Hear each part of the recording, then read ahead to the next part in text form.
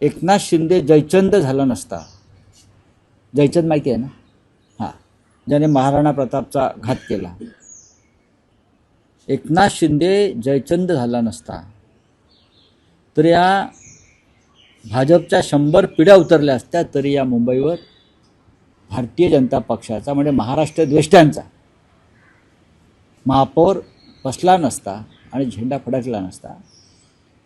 एकनाथ शिंदे आणि त्यांच्या लोकांनी जी जयचंदगिरी केली, मला तर तो प्रसंग आठवतो आहे.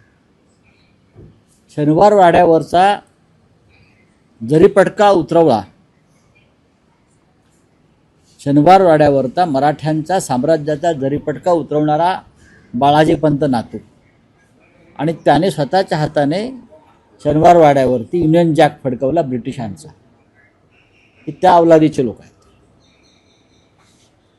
ज्याने आपल्या मराठी साम्राज्याचा जरीपटका खाली उतरवला आणि त्याच हातानं ब्रिटिशांचा युनियन जॅक शनिवार वाड्यावर फडकवून इथे ब्रिटिशांच्या राज्याला, ईस्ट इंडिया कंपनीला इथे महाराष्ट्रामध्ये एक मार्ग करून दिला.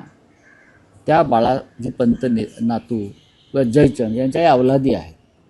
या अवलादी नसत्या तर म्हटलं ना, मुंबईमध्ये त्यांच्या 100 पिढ्या उतरल्या तरी स्वतःचा महापौर करू शकले नसते, जे महाराष्ट्र दृष्ट्यांचा महापौर होऊ शकतो. पण ठीक आहे,